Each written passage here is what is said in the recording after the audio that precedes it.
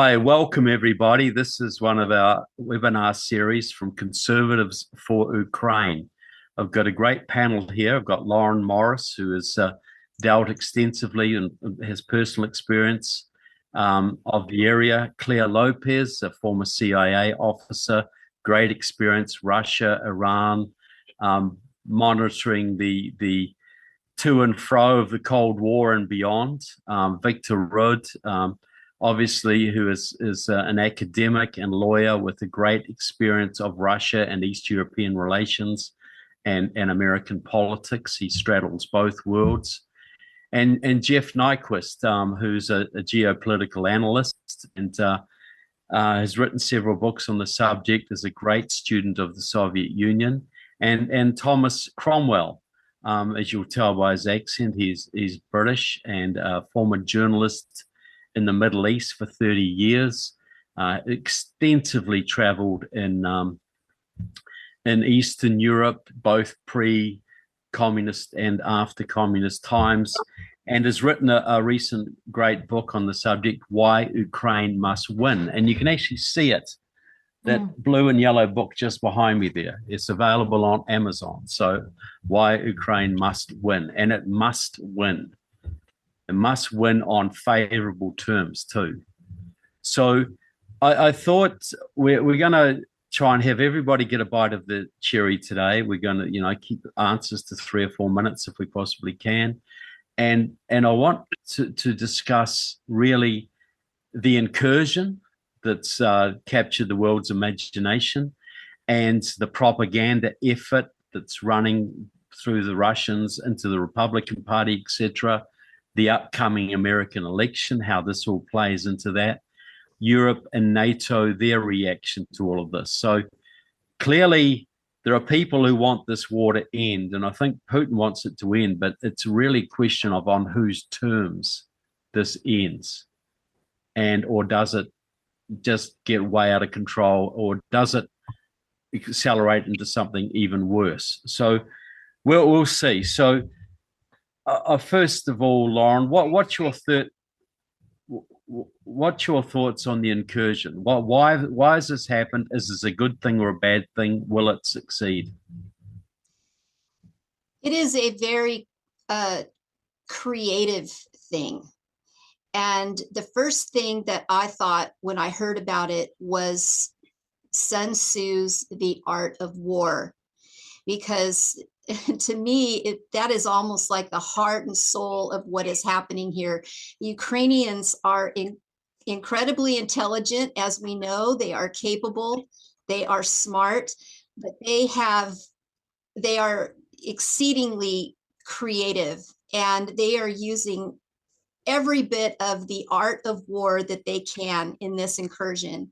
And I think we see that from the surprise of the incursion all the way through to the tactics of humiliation that this is bringing upon Putin as an individual and as a leader. And it shows incredible destabilization. We know that they are armed and they're sending great troops in, and that they have everything that they need to do what they're doing right now. As so far, things are going really well, as it seems, as we're getting these reports from. But I see it as just incredibly creative, and the things that great movies are made of. And so that's my comment on that. Yes, I do believe it is a good thing. It's a little like Trump pumping the air, isn't it? It's a little like Trump raising his fist. It's a real spirits lifter. But I just want to look before I go to the next person. I just should have clarified. This group is Conservatives for Ukraine. We're all conservatives. We're all very much for a Ukraine victory and a stable Europe going forward, a free Europe going forward. And we can be found at Conservatives for Ukraine, our website, our Facebook group, and we welcome everybody who supports the Ukrainian cause and is not a raving leftist lunatic, essentially, who actually wants freedom in America as well as Ukraine. So, Thomas, sorry, Claire. Well, Yep. I thought maybe we should just set the scene to begin this conversation of what has actually happened. Perhaps Okay. for those who might be watching who might not have followed every development here. So very briefly, about 8 days ago, on August 6th, the Ukrainians launched an incursion into the Kursk Oblast of Russia. That is located in the southwestern part of Russia, and involved in the Ukrainian incursion were something like 10,000 troops. They are backed by armor, um, mechanized Ukrainian brigades, as well as artillery. And as of today, which we are speaking here on August the 14th, the Ukrainians have taken control of something upwards of 70 plus towns, villages, hamlets, whatever you want to call them. In Kursk Oblast, they have required the Russian military to redeploy troops, which may be part of the objective here, away from other offensive lines in Donetsk, to respond to this incursion by the Ukrainians. They've also taken quite a number of hostages, prisoners of war, I should say, Russians, whom they will hold for trades, prisoner of war trades later on. But just to set the scene, that's where we're at today. Sure. See, when initially I thought this was going to be an incursion across the border that created a few problems, then retreat, but that hasn't been the Mm-mm. case. So, what are you thinking, Thomas? What do you think of this incursion? Good thing, bad thing? What's the Ukrainian objective here? I'm sure there are many, but what do Yeah, you think? everybody has a thought about that. Well, just a couple of observations. First of all, it clearly exposes Russia's weakness, which is very good. Much as, when they turned back their first invasion, where you had that long line of armor on its way to Kiev, and it just got stuck there. And they ended up being able to reverse that whole initial invasion, and then the subsequent uh, freeing of Kherson province and much of Kharkiv. So, finally, after more than a year of this kind of slogging in the trenches, the narrative has changed because of this. And I think that's hugely important in terms of morale, in terms of strategy as well. And I think the latter is the most important. What their ultimate purpose is, I'm not sure, but a couple of ideas. One, of course, was to show up Russia's absolute weakness, and Putin in particular is embarrassed by this, and he's unable to respond. It's clear he doesn't have the troops to hand to respond. And as Claire says, this means he has to pull troops probably from front lines in Donbass, or perhaps in that incursion. I think the easiest is that incursion north of Kharkiv. Um, I don't know about you all, but I always look at the map, every day, seeing the course of the battles, and you see that little incursion getting smaller and smaller as the Ukrainians push back. But always keeping in mind, well, if only they could go into Russia and just go around to get in the rear of the Russian forces, they could easily collapse that enclave. And I think that's actually what they're doing. It may be indirect, but I think that's what they're doing. They're demonstrating that they can do that. And of course, breaking this taboo on striking in Russia is enormously important. This idiotic constraint on the use of long-range artillery attack arms and other munitions is truly insane. And I think in a way, this incursion just shows up the insanity of that restriction. Um, about a couple of purposes. Obviously, one is, as we've mentioned, is this showing Russia up. Another one may be that this is a feint. In other words, the Russians are forced to move their troops to defend this unexpected area of the front line, which weakens their line elsewhere along, that long 1,000 kilometer, whatever it is, front. And it could well presage a move in the south, which I think is really their main target, to get across the Dnieper River and ultimately to Crimea. So this could be presaging something like that. I think another strategy here is to deal with Trump in the anticipation that if he wins, they'll be in a weak position if they're stuck in a sort of World War I type trench warfare. And I think this does change the narrative and therefore changes the whole framework for negotiations. I think this might help them enormously in dealing with Trump if he sticks to his promises, trying to solve this in a day. And obviously then the bigger the better. The more territory they take, the better. Even if they can't hold all of it, every square kilometer they capture, even if it's briefly, is to their benefit. And Trump, as you said, Trevor, can relate to bigger is better. Oh, yeah. Finally, I think, what came to mind is kind of a biblical image of David with his slingshot hitting Goliath in the center of his forehead and the guy crumbling. Because really, Ukraine is in a David position. It has the moral righteousness on its side. As I like to say, Russia is Cain and Ukraine is Abel. So they just need to find a way to defeat Russia completely. Look, I think that's a great point. I think this will impress Trump, and I think the only way out for Ukraine right now is to be aggressive and go on the assault. And as Tim mentioned in the comments, that I think you're saying that the F-16s are now flying over these areas. So that's helpful that they have finally come on stream. But I wonder if Colonel McGregor is telling everybody now that this is a big trap laid by Russia and is going to finally crush the Ukrainian forces, as it's been promising for 2.5 years now. Victor, what's your opinion of this all? Well, there were multiple reasons. Most of them have been already recited by everybody here on this call.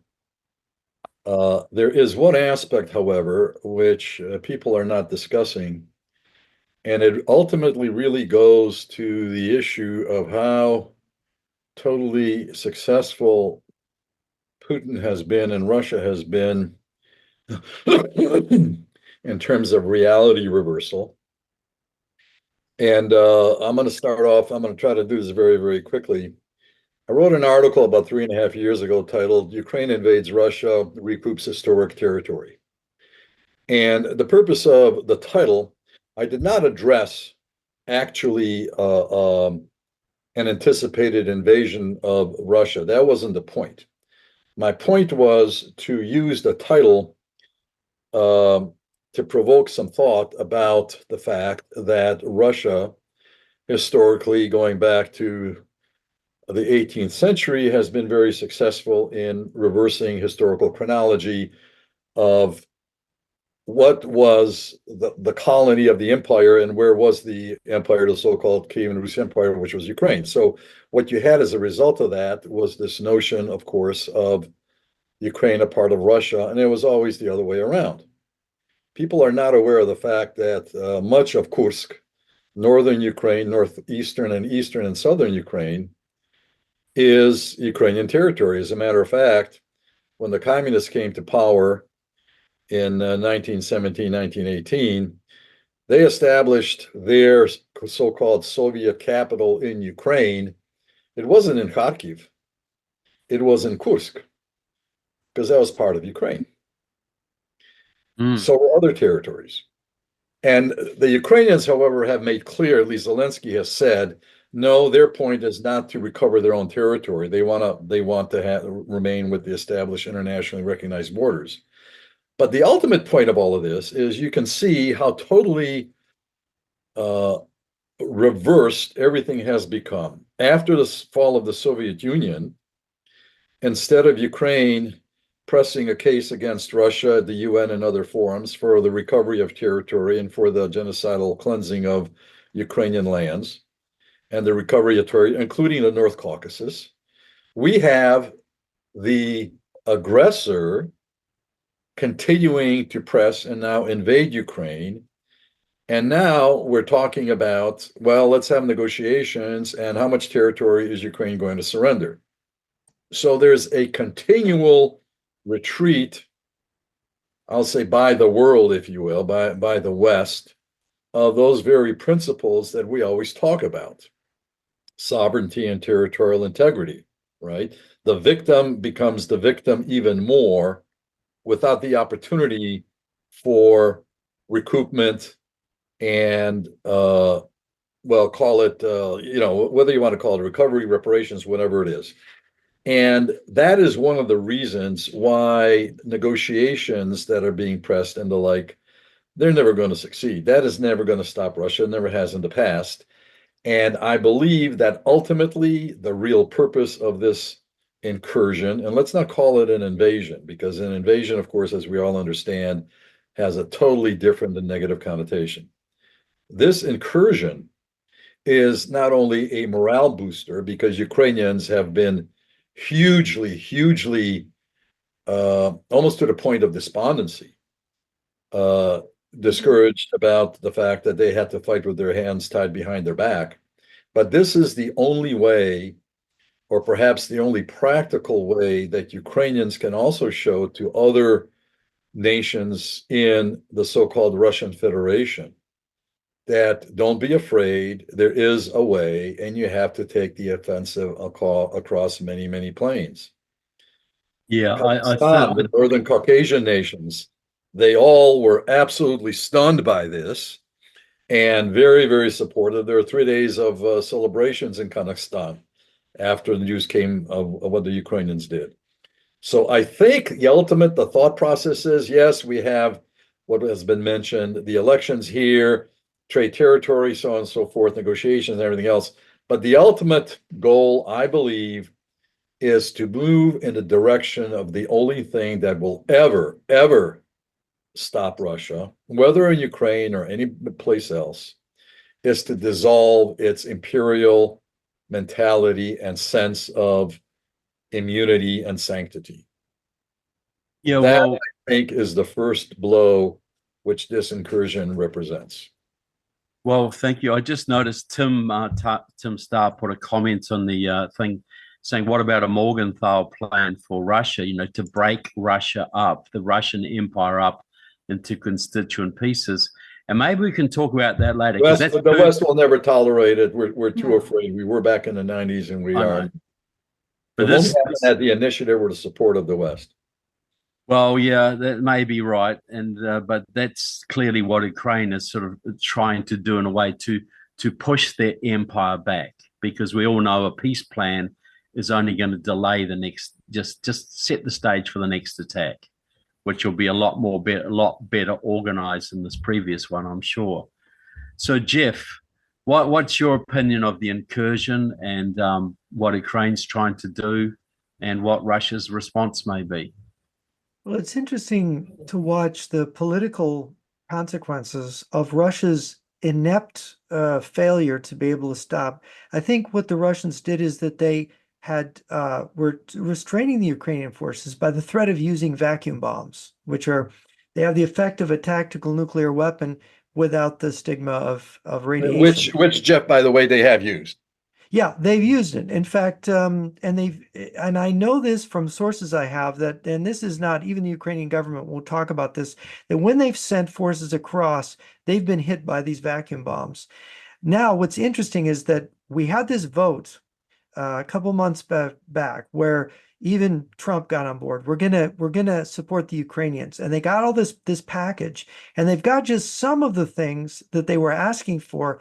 And I believe this has enabled them with the F-16s. Look, these vacuum bombs are not easy to drop. If you got an F-16 out there, you can't drop them.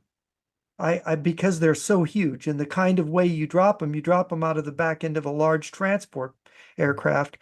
And so there's no way that they can drop these. So the Ukrainians now just broke the way that the Russians were defending with very few troops this large section of border. And the Ukrainians thought it out very well. And the political consequences, General Gerasimov has been fired.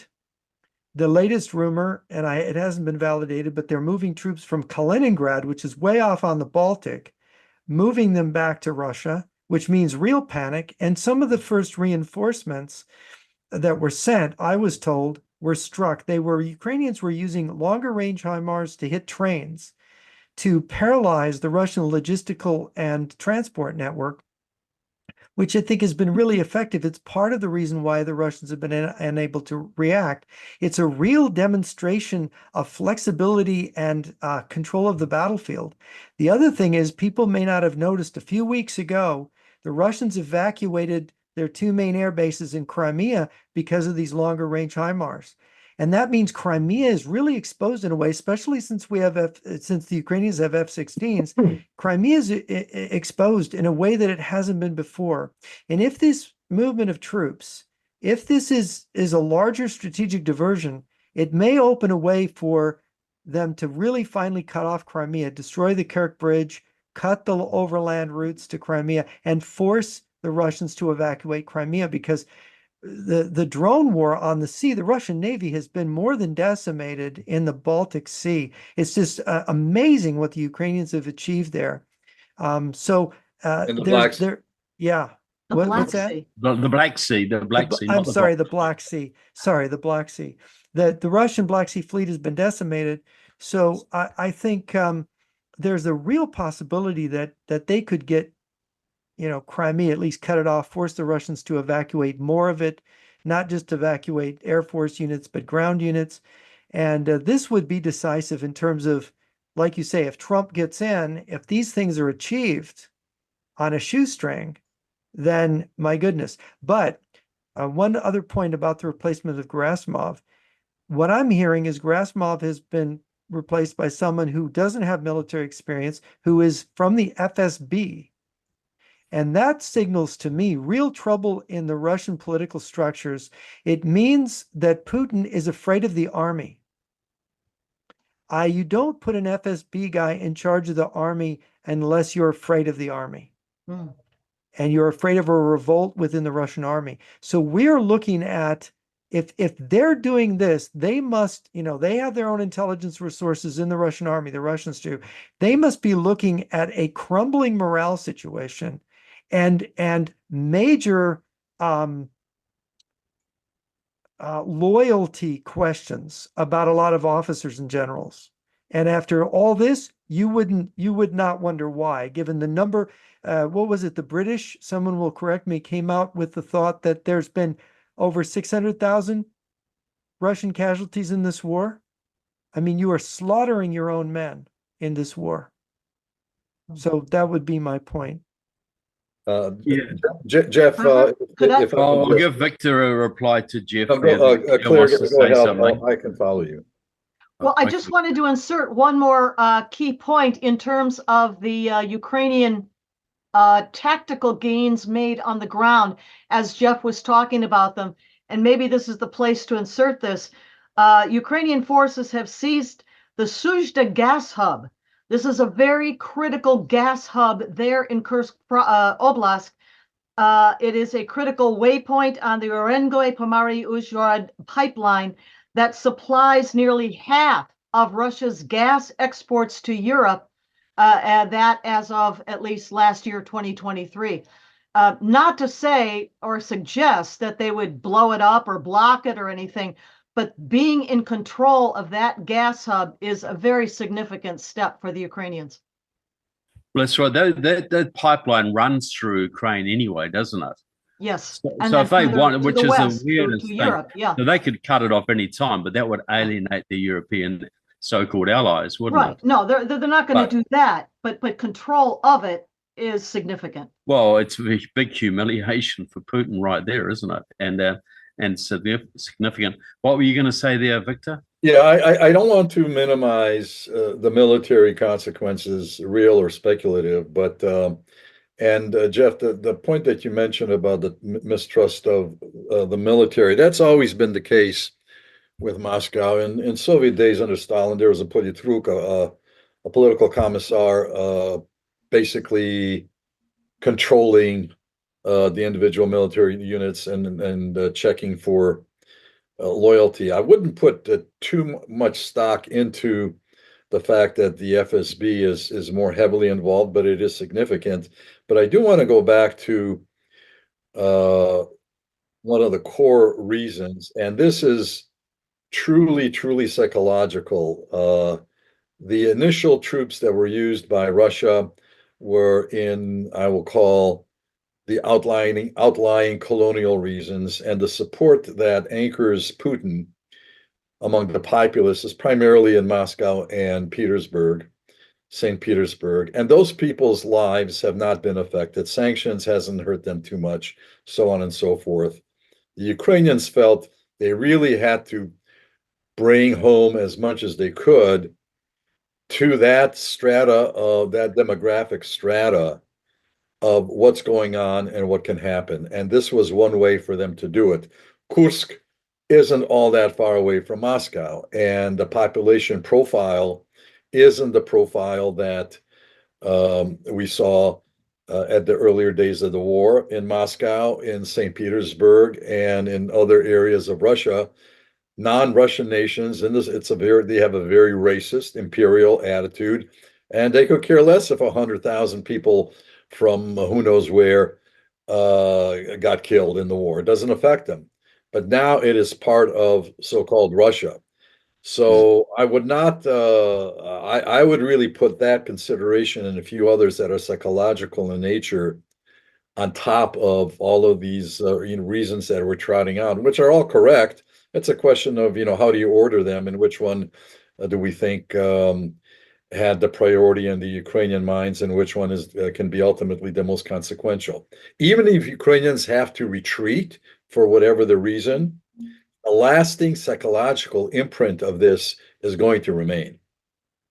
Yeah, this You is can be sure of that. invasion of Russian soil, the sacred motherland. That is a big deal for these people.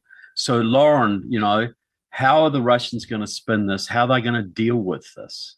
What are they going to do about this? In my view, right now, they're in a reactionary state. The first, one of the first things that the Ukrainians did was they blew up an airfield, which set off a chain reaction and blew up 700 glide bombs, which we know that they've been using every night to hit apartment buildings in Ukraine and schools and churches and cancer hospitals. So there is that. And there's also aerial photos that show that the gas terminal outside of the Suits area has been damaged. So how they are reacting right now is that we hear that there are 180,000 Russians being evacuated. They're trying to set up camps all off, FEMA type camps. And you have the Chechens in there, the Kadyrovanets in there trying to, respond as well. So how they are reacting right now is reacting to the situation that is at hand, and they are overwhelmed. And like everyone else has said, Jeff and Thomas, and they are pulling troops.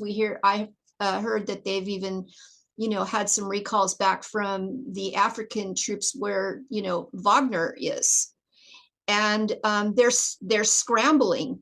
So how long that is going to go on will continue as long as I think tactically the Ukrainians are advancing on the field. In the bigger picture, how Putin responds, we've seen him before be kind of patient, and think about things a little bit and simply just not react to some of the things that are going on, like the humiliation things that have happened with Ukrainians just decapitating the Russian Navy off of Sevastopol and in the Black Sea. Some things Putin just does not respond to. And in return, what he does do is just send in more glide bombs into the civilian population of Ukraine, pump out more rhetoric for the MAGA crowd to just lap up. And continue to spread the disinformation and lie through his teeth and do what he normally does. Certainly, he's in a position and a situation that he has never been in before. And so there's some of that hamina going on his side. He looks like a fool. He's probably not used to that. So I see him reacting right now because he's in a reactionary state. And what he's going to do in the future, I don't know. I think it's been kind of quiet with Medvedev. He, issued threats, but the threats are falling on deaf ears. And the world is also critiquing them and responding to their every move. And I can't imagine it not having an effect. Also, what I expect is going to happen, and Jeff probably knows a lot more about this as well, is what about the insurgent groups that are in Russia? We know that we have the Free Russian Legion or Free Russian Army that's been active in Belgorod for over a year. But who else is going to join up with some of these other, militant groups? The Georgians are marching back in, we hear. So what other kinds of terrorist organizations, as Putin calls them, are they going to have to swat like flies? Yeah, it's a very good point, Lauren. What else will this trigger? There's all sorts of the people in the Russian borders who don't really want to be in Russia's borders or near Russia. What will they do? So Thomas, what are you thinking here? What do you think Putin's response is going to be? Well, I think the context that is important is the state of the Russian economy. From a number of perspectives. Probably many of you watch the Inside Russia podcast that we did from Constantine. Very, very informative. They're in serious, serious trouble, and Putin obviously knows that more than anyone. On several big areas. One is just the shortage of labor. Apparently, the military-industrial complex there is short 160,000, bodies, people to do the work. And that's spread across the economy because so many young and educated people have left the country. It's also interesting to note that Putin is still not calling this a war. He's calling this a counter-terrorism operation or something. He seems terrified of actually declaring war because that'll sort of run all through the society, the fear of being mobilized. And all the things that come with war. He's still trying to hide it. Even the internal propaganda, from what I've seen, is trying to cover up what's really happening in Kursk. They're trying to sort of hide this huge relocation of their people and so on. But I've seen a lot of analysts say that they believe that next year will really be the crunch year where Russia runs out of so many components that can't replace its lack of ability to import and export, primarily because China now is shutting down banking services, Turkey's doing the same. So all of these things, I think, are accumulating around Putin and tightening the noose. So this is a huge additional problem on top of all those fundamental problems in his economy. And so next year, I hope it's not next year, but this could have a huge impact on exacerbating those problems, especially next year. Well, it's a point I will get to shortly. The impact of the American elections. Next year is, and I hope the war doesn't last that long either. I hope Ukraine is playing it right here, and Putin is in huge trouble if we can make sure public opinion in America remains and increases behind Ukraine, and there's a big constituency in the GOP that is very, very pro-Ukraine. We tend to emphasize the Vatniks and Putin's Republicans, but there's a lot of Republicans who will be very behind what Ukraine is doing right now. That's my experience. What about you, Claire? What are you thinking on this? What's Russia going to do? to respond to this slap in the face? Well, I mean, obviously, we know that they're already redeploying troops from other places, which relieves stress on certain front lines. Elsewhere in Donetsk, part of the southern Donbass, as well as up by Kharkiv as well. But overall, very likely, this is not going to change the overall course of the war itself. But I think the impact is more a psychological one. Yes, there are tactical gains to be made by the Ukrainians in being able to control areas that were staging grounds for launches of offensive missiles, drones, and so forth against Ukrainian cities. Yes, but overall, the Ukrainians have said that they do not intend to hold this territory forever, may do so until the end of the war, whenever that may be. But, you know, just as the Ukrainians are taking Russian POWs to hold against future Russian POWs of Ukrainians trades, so in a way, taking this chunk of land is in a way Hostage.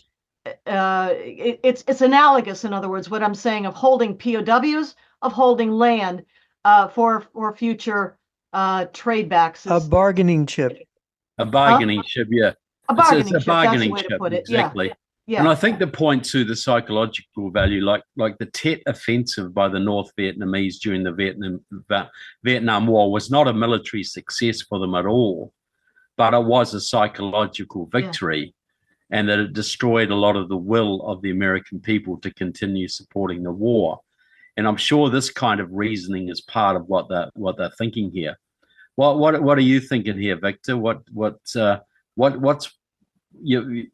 Putin going to continue to do here? What can he do about this? Well, I think he's going to try to up the ante, and it'll be with he's collaborating almost on a daily basis more and more with Iran, transferring more sophisticated weaponry to Iran in exchange for drones and missiles. And I think that he is going to simply double down. I think he may put the Zaporizhian nuclear power plant into play. There was a fire that ostensibly broke out on top of one of the reactors, a lot of black smoke. That turned out to be automobile tires. I think that was intentionally set to see how people would react, whether it would panic the populace, how the world would react. You know, that being, oh my God, there's a reactor, one of six, I think it is, the equivalent of Chernobyl, that's on fire in that nuclear power plant. After a while, that fire went down. But I'm only using that as an example of how he may put it into play. And I think you're going to see ever more pressure being put on the West, both in the political circles in terms of cutting support, and some of it very, very crass and almost openly. I think we're going to see the activation of sleeper cells, particularly in Britain, in France, and in the United States. So when you war in Ukraine for Putin will be one, or part of his goals will be achieved not on the Ukrainian battlefield. It'll be done in the West. Well, I couldn't agree more. But are you thinking actual kinetic stuff, like you're thinking of terror attacks inside Britain, France, United States? We've seen, yes. I think, well, it's not going to come out as a terror attack. We're going to have, I fear, there's a possibility of, we're going to have railroad derailments. We're going to have attempted assassinations, as was uncovered in Germany, of the CEO of the weapons company in Germany that was supplying Ukraine. Yeah.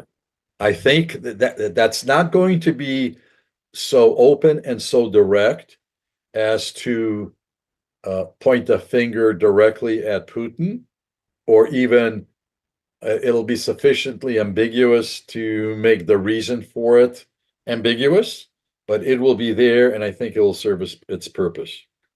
Well, yeah. The head of military intelligence, I don't know if anybody saw the interview. Eventually, it went online. It was sent to me privately before it was posted publicly. He was very, very clear and very, very angry at how the Ukrainians have been hobbled. And his description of the incursion was, well, look, our partners haven't allowed us to defend ourselves with their weaponry on Russian soil. So we're just going to walk to the target. It was almost, I don't want to say funny, but there was a real bite in the irony of how he said, you know, if our hands are tied, we're going to use our feet and we're going to walk right in and we're going to do what we have to do to defend ourselves.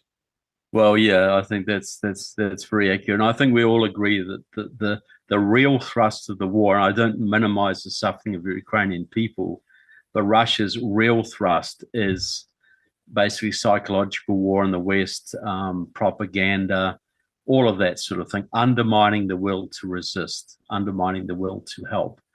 And Nevin mentioned the example of the train derailment just before the Paris Olympics as an example of the kind of thing that you may see here, Victor. So, Jeff, you know, you've got, you know, what are the Chinese going to do? What are the North Koreans going to do? What's Putin going to do here kinetically and in the psychological space, do you think? Well, we know that North Koreans are sending artillery shells, and China has been moving machine tools to help to Russia's military industry to build up. I think to add to Victor's comment about striking the U.S., I had a conversation in the days before the war broke out with a Russian oligarch. I don't want to name him, who was friends with some of the generals. And he told me what he knew was that their ultimate retaliation, if the West really messed with them and prevented them from winning in Ukraine, they had the idea of launching a massive cyber attack on the United States, on the East Coast, shutting down the East Coast and causing massive devastation. I don't know if this plan is still in effect, but this is the kind of thinking that they have, and so Victor is completely correct. They have a number of sabotage operations at their disposal. They have agent networks. They have assassins. They have. I think that I would argue that the Mexican look Mexico. In recent years, the Russians have increased their Mexican embassy to where they have 86 diplomats, right? Are these really diplomats? And you see what's happening with the cartels and moving people into the US, moving 10 million people into the US. That's a sabotage operation. And it may not be an accident that that accelerated after the fall, after the invasion of Ukraine and our response. So I think there are sabotage operations already underway to damage us and hurt us. The thing is has been pointed out by other people, the thing about China that's really scary, if Jennifer Zhang is right, Xi Jinping gave a speech a couple weeks ago in which he said, you know, we thought the Russians were much stronger than they are. And they have really not, you know, proven to be very weak. And we're hobbled by this. We're expecting this ally to be able to help us with our problems in the Pacific, with our problems with Japan and the United States and Taiwan. And now we don't have them. And China is facing its own economic crisis, perhaps in some ways even more catastrophic than the Russian, because this, you know, people say this number 200 trillion lost in this Chinese real estate collapse, in building cities that nobody wants to live in, that nobody's coming to, these empty cities, this massive malinvestment in China. The banks are empty. You need the signature of the police to withdraw more than $2,700 from your bank account. China is, you know, I've talked to some economic people. One Wall Street guy said, in a year, China's gone. It's just going to flatline economically. And of course, they're going back, they're saying, oh, we're going to collect back taxes to 1994 in China. well, you can't get your money out of the bank. Why don't you buy a 50-year bond, right? You'll get paid in 50 years. I mean, this is how desperate China is for money. I think you have China and Russia may be tied together and may go down together economically. Of course, they're trying to activate the BRICS alliance to try to be effective. But what is Brazil and India going to do? India is just feeding off of this, taking advantage of the Russians. And I think Brazil is in no condition to do anything. Brazil is just being economically overrun by China. So I'm not sure there's anything these countries can do to save Russia. You know, Trevor, I would pick up on where Jeff is leading right here and point to the Russia, China, Iran axis of alignment. We know, as Jeff was talking about our wide open southern border, we know that there are at least 10 or more thousand Chinese PLA jungle tigers inside the United States right now. They're not here for the lovely summer weather. We also know that the Chinese have managed to insert components throughout our critical infrastructure, most particularly our electric grid and the high voltage electric transformers across the country, which can be remotely activated or deactivated. So if this alignment depends on each other, if the Russians call on the Chinese and if the Chinese decide to respond, they have a massive sabotage presence inside the United States, as also Iran, the same way, cyber, as well as a Hezbollah network of saboteurs, potential saboteurs inside the United States too. Yeah, well, I think this is the key point to wrap this all up on. Well, we want to ask everybody about this. So we've got this massive internal threat now. A lot of European conservatives, they're rooting for the Democrats in the next election. They think, because they think, well, the Democrats will keep funding Ukraine. Trump might not. Trump might not stand up. But I think we all understand, I think most American conservatives understand, is that America itself is under massive threat from the government and the people they have let in. So is the next election for America as important as I think it is? And how is that going to play out for Ukraine and Europe? You know, what will happen if Kamala Harris is the president? Well, is that going to help Ukraine? Is that going to help Europe? You know, what messaging should we be putting out to the American public on? I just saw today, you know, an Ukrainian guy putting out stuff. He was rooting for the Democrats, but not because he was a leftist, but because he thought they would keep the supplies going, and he thought Trump was basically a Russian agent. And I fully acknowledge there are pro-Russian people in the Trump camp, absolutely. But I've always had of the opinion that the Democrats have been so compromised by the communists and the Islamists, they've become an enemy party, and not just to us, but to our European and Ukrainian friends as well.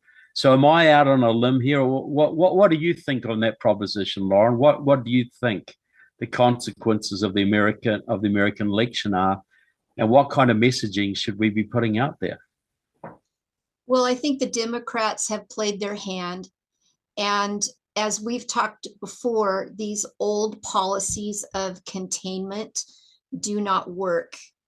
And the old way of doing things with Iran and Russia and China really are not applicable, in my view, to the current situation. And we need to get the Republicans that are not on our side and do not have an understanding about the fight that Ukraine is doing to push back all of our other enemies, and North Korea in the axis of evil, as Reagan described what it is. And we can't just sit back and hope that Trump is going to do the right thing. We know that J.D. Vance is really kind of clueless about what's going on based on his rhetoric. I know that Poland will take an active role, as they have been, to inform our leaders about the reality of things on the ground. And we need to bring the Republicans and the Republican Party into the real world and the reality of that what is happening over there is important to us. I know that Trump can learn. He learned about Islam, and he learned about the Hijra, and the invasions, and he has the ability to learn. But I also still think that he thinks that he can just make a deal with people and that they're going to step in line. So I think that he was truly shocked when Putin invaded Ukraine, and he came out, and you could just see it on his face. He was really shocked that it went that far and that all of this is happening. But I think he's going to have another shock if he thinks he's just going to tell NATO and the European Union, and specifically Zelensky, what they are and what they aren't going to do. And so, that's how I feel about that. I think it's scary, but I think our chances are far better with Trump than they are with Kamala and her sidekick that's going to be a vice president. Well, I'm just writing it- a book now that's deals with the extreme communist backgrounds of both of them. But so this is, as Tim just said, the on Trump is definitely better on Iran Yes. and China and North Korea than the Democrats will be. So yes, there is an ambivalence on Russia, the Ukraine, but I think I would say we got a lot better chance for both America and Ukraine, given that. So we'll go to Thomas, Claire, Victor, and Jeff on this issue. So what are you thinking, Thomas? What's are we going to be? What's the message we got to get out there? Is the American election important to our country and our overseas friends? What should we be doing? I agree with your comment about Trump versus the Democrats on foreign policy. I think next time we should have Trump in our group. I think it'd be very. Yeah. Honestly, that's the real problem in this whole picture. He has a lot of the right instincts, but he's surrounded by people who are whispering in his ear, Russian propaganda, frankly, like Tucker Carlson, unfortunately. So if there's any way to get to him, preferably before the election, it should be done. I think he could lose the election because of this one issue. There's so many people like those mentioned in this conversation who are otherwise Republican or conservative, who are so disappointed in Trump's position on Ukraine. It's almost flippant to say I'll solve it in a day. And who cares if Putin wouldn't have invaded? Yeah. Who cares about that now? It's a purely idiotic statement, frankly, and he should know much better. This is a very serious, World War II type moment in history, and you cannot trivialize it. And he is trivializing it, as is J.D. Vance. So that is the huge problem that we're dealing with as conservatives. And that's one way or the other, we have to try and find a way to talk to Trump, I think. I think he's just surrounded by people who are feeding him with the wrong information. Mm-hmm. Yeah. Well, one thing I would like to emphasize, I think we should tweet about this and talk about this. I lived in Pennsylvania for a while, in rural Pennsylvania. That's very, very Ukrainian, Polish, Romanian territory, and it's moving very conservative. But there's Trump flags everywhere and Ukrainian flags everywhere. A lot of those people in Ohio and Pennsylvania, critical states, must be having pause. If Trump come out much more unequivocally saying we will support Ukraine in whatever ways it takes, we admire their bravery, I think that would go a long way to swing. Well, they're going to get Ohio, but it would go a long way to swing in Pennsylvania, in my opinion, and maybe Michigan as well. Yeah, Trevor, I drive through Pennsylvania often on my way to my home state to visit in Ohio, and I see the signs just as you're talking about. But I think Even though I did not hear Trump and Elon Musk address this in their 2-hour conversation last night, to which I listened, I think Trump has already let us know what he's going to do. Number one, he repeats this all the time: drill, baby, drill. The moment that he opens up American energy production once again, oil and gas, coal too, the price of oil goes down, even as American companies are going to make a lot of money. But what will happen is that the global price of oil will go down, and this will cripple the Russian economy, even taking it down further than it's already headed. So that's number one. But number two, I think that what he would do, Trump already, I mean, never mind any more external advice, which I agree I would love to help provide, is to promise both Putin and Zelensky that he will flood Ukraine with every piece of weaponry and weapons system that they need, or tell us that they want and need to push the Russians out of their territory. I think those are the two. I mean, transactional, if you will, as a businessman, but that's what he has already indicated he's going to do.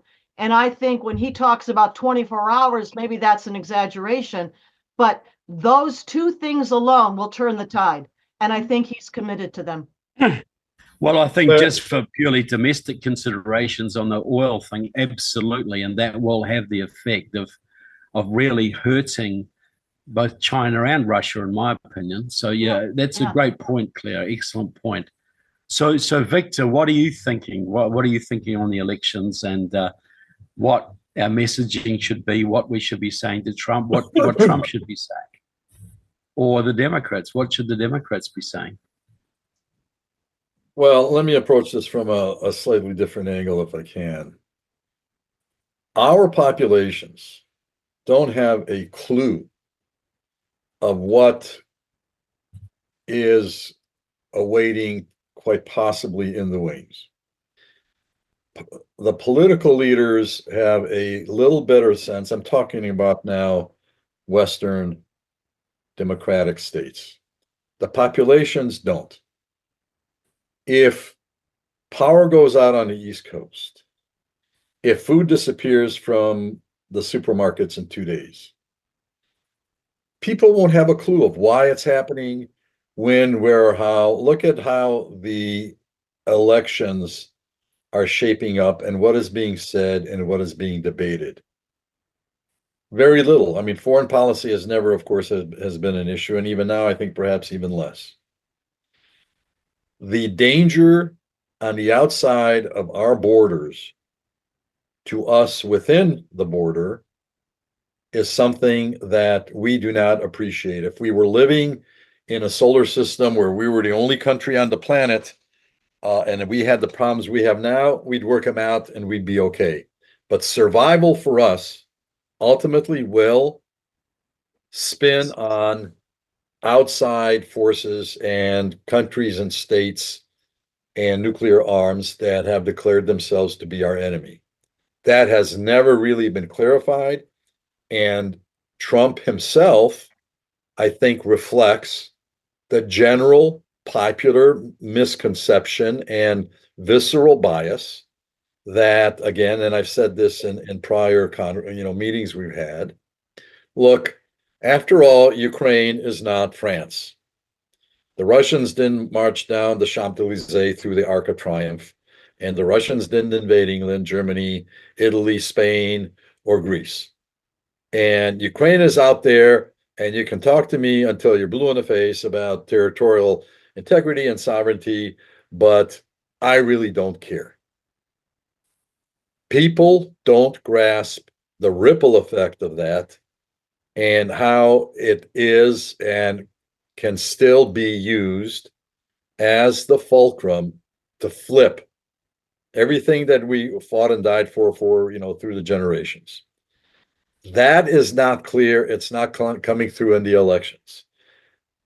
Kamala Harris, I think, has made a very pointed effort not to mention Ukraine at all for reasons, we can talk and we can speculate about.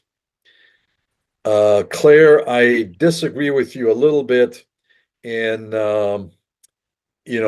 Trump saying we're going to flood Ukraine. Well, if that were part of, if that was all he said, yeah, that'd be great. But the point is, it was a tit for tat. Zelensky basically, if you don't cough up, 20% of your territory, then this is what I'm going to do to you. I'm not going to give you the arms. And to Putin, he's going to say the flip side. It was bilateral. And that for us, I think, would be a disaster for our global credibility to do that. I think it would be disastrous. Why? Because then you have a nuclear armed state committing genocide, invading, committing war crimes, the crime of aggression. And at the end, what happens? They get foreign territory and humanity. So that is not the resolution. It sort of goes back to what I said before. I think call it a diplomatic solution, call it a negotiation, call it an agreement. That is not the way to think or approach the situation. But I'm bouncing around a little bit too much on the elections. In some cases, I think Trump's instincts are correct, but he is massively, massively misinformed, as is J.D. Vance. And I don't understand their absolute tenacity not to step back and say, oh, well, tell me differently. Let me listen. I just haven't seen that. And I haven't seen it through the years either. That's very, very troubling.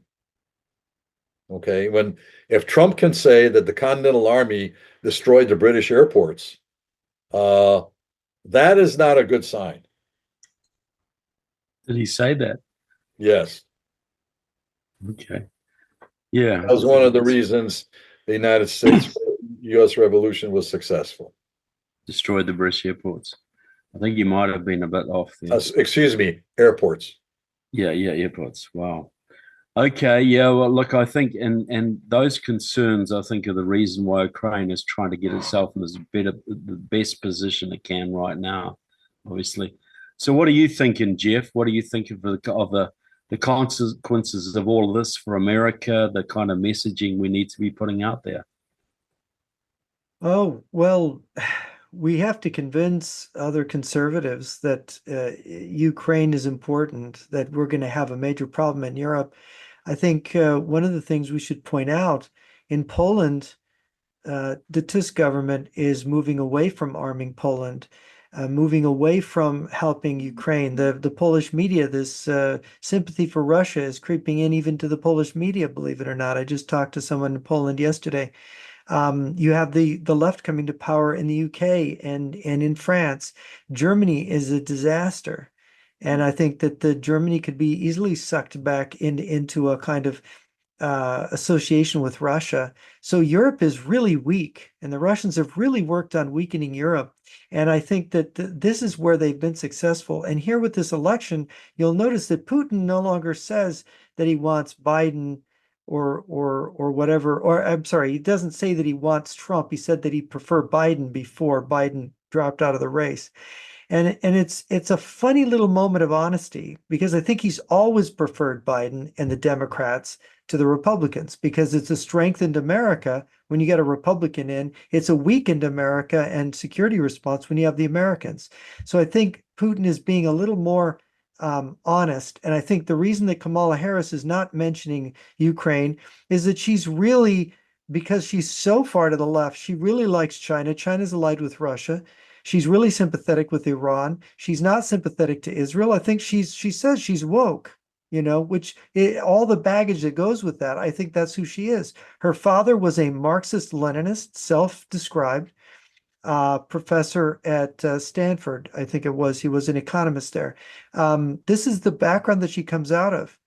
Is she really want Russia to not reform the Soviet Union or take back Ukraine or whatever they're going to do with it? What is in the back of her mind? What is she being told by other people on the far left that she listens to?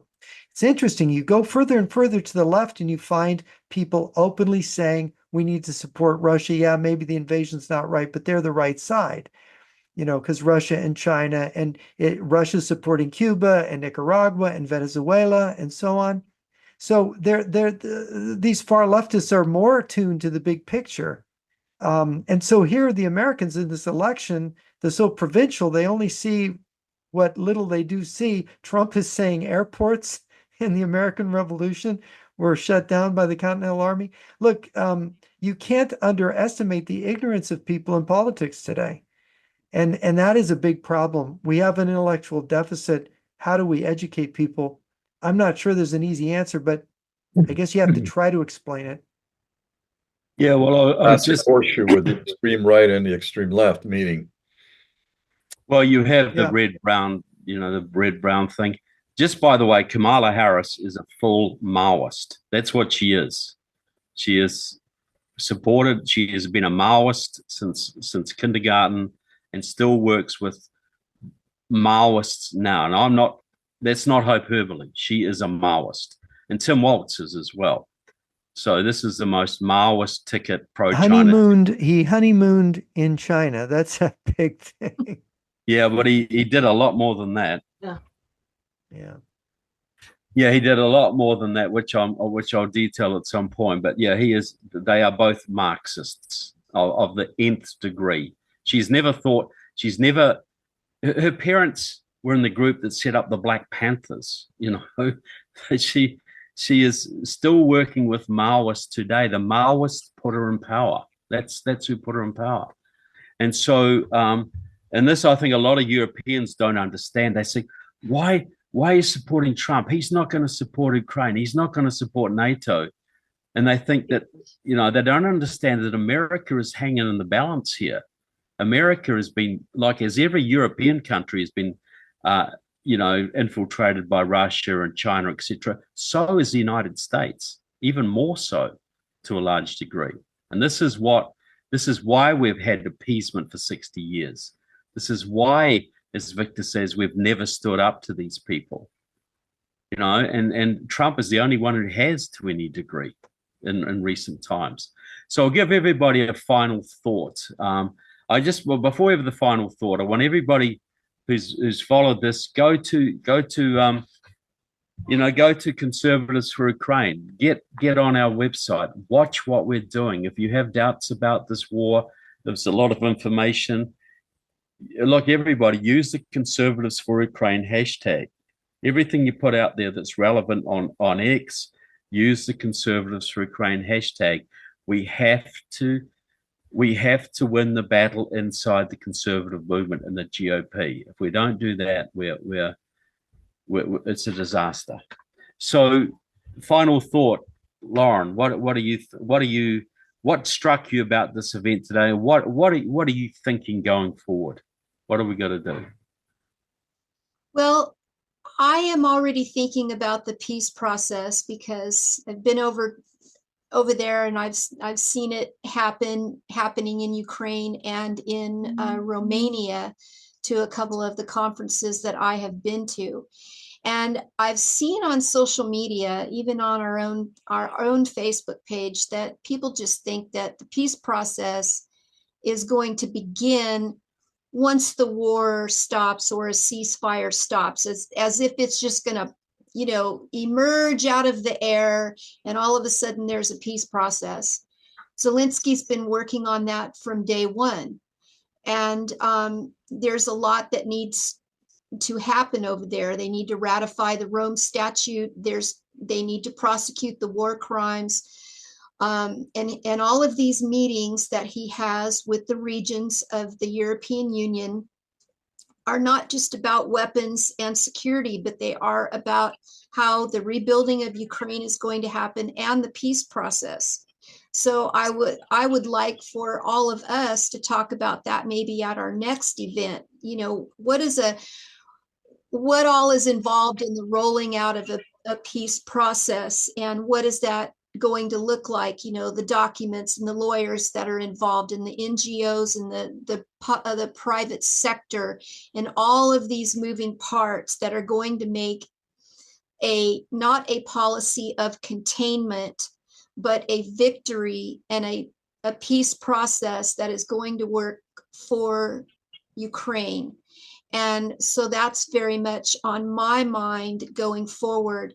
And because we have to have a victory, and we have to have a peace process that is not going to repeat our sins and our missteps of the past. And I firmly believe that Zelensky is the man that can make that happen. Yep. Okay. So what are you thinking, Thomas? What's your final thought? Yeah, what strikes me is you look at the condition of the world. This is a moment sort of where the world is hanging in the balance. On the one hand, we're talking about all the problems with Putin and China and Iran, North Korea. But actually, the problem is right here in America. It's a lack of resolve, lack of vision, lack of determination. Vis-a-vis all of those situations, they're actually in dire straits, all of them. They have profound economic problems. I mean, problems which would be unbelievable for us, which would crush our societies, yet they continue through one mechanism or another to survive. So that's the point. And I think Ukraine is like I see it as the front line in the battle between good and evil. So it's why we're talking about the right topic here. But if you take one step back, really the America's the problem. It's lost its sense of direction, the sense of providential purpose in the world. Yeah, I agree. None of this, if America had stuck to the constitutional values that founded it, if America had kept militarily strong and economically strong, none of this would be happening today. If America had basically stopped communism when it could have in the 1920s, we'd live in a different world, and a much better one, in my opinion. What's your final thought there, Claire? I would pick up on what both you, Trevor, and Thomas have just been saying, and that is that we're in an analogous way.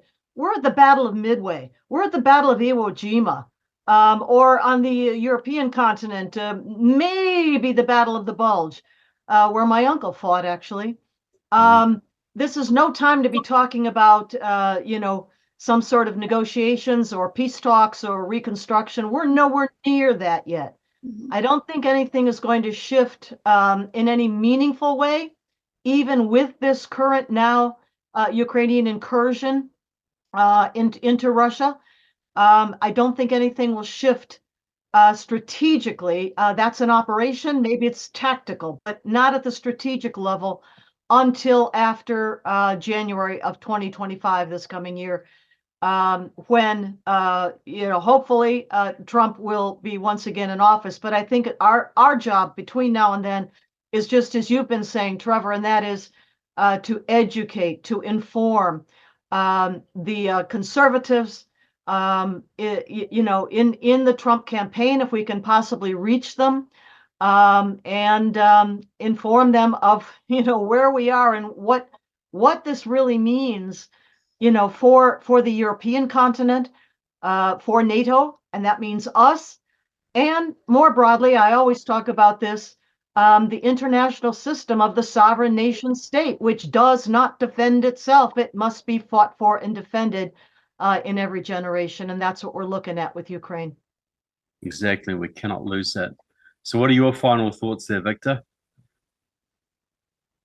In the 1970s, when we had the signing of what was called the Helsinki Final Act on Security and Cooperation in Europe, President Ford was in Finlandia Hall in Helsinki, and as he signed the document, he said, "History will judge us not by what we say today, but what we do tomorrow, not by the promises we make, but by the promises we keep."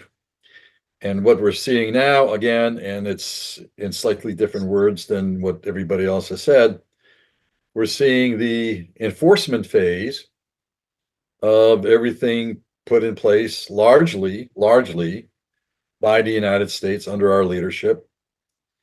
The whole world system that has been functioning more or less, it's creaky and it totters at times, but it more or less functions since World War II. And you cannot save it without enforcing it. And of course, the focal point, as everybody has said, is it's in Ukraine, because if that goes, that's the bad message for all the bad guys. And we haven't even seen, there isn't nearly enough discussion about what is awaiting for us out of Latin America. That's a whole other discussion and another aspect in addition to Iran, China, and Russia. So I would say that we have to try to get people on some bit of a learning curve. I'm not very optimistic because, how in the world do you educate entire populations?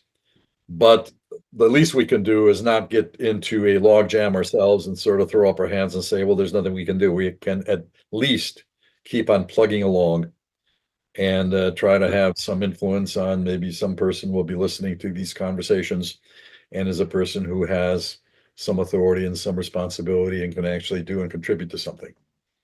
Look, I think that's very important, Victor. And I know that the work we do is noticed by various people in the military and politics, etc.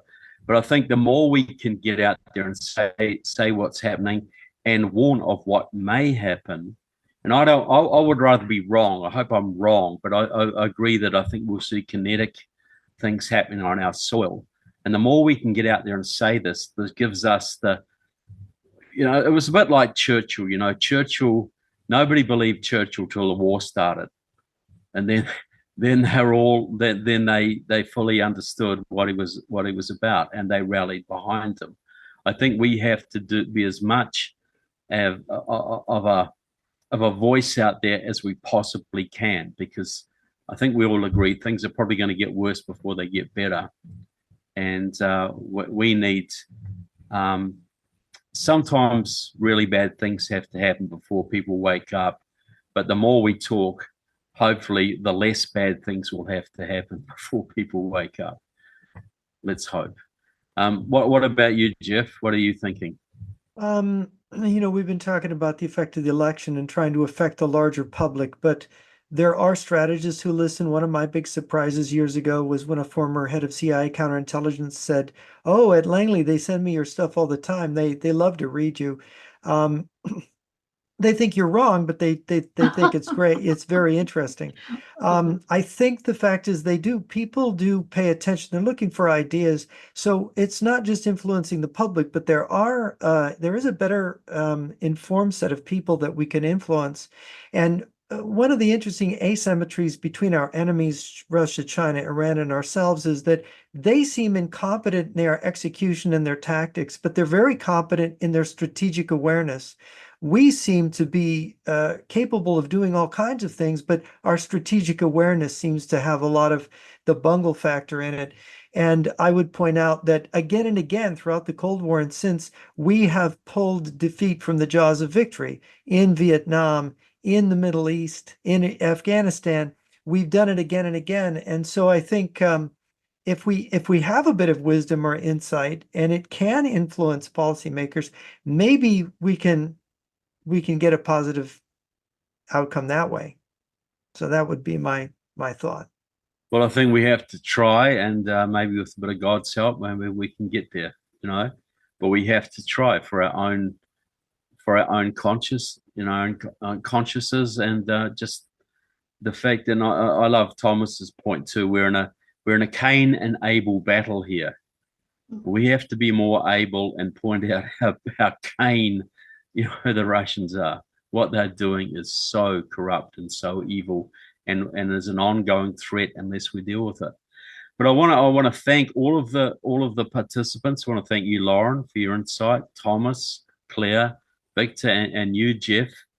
It's been a pleasure moderating this debate, and we have to get more of these going as the election rolls around and afterwards as well. So I want to thank the audience that's listening now and those that will listen as this is promulgated around the place. So please sign up to Conservatives for Ukraine, Slava Ukraine, signing up from Conservatives for Ukraine. Thank you all for participating. Thank you very much. Thank you, everybody. Thank you. Good to be with you Heroes all. Slava.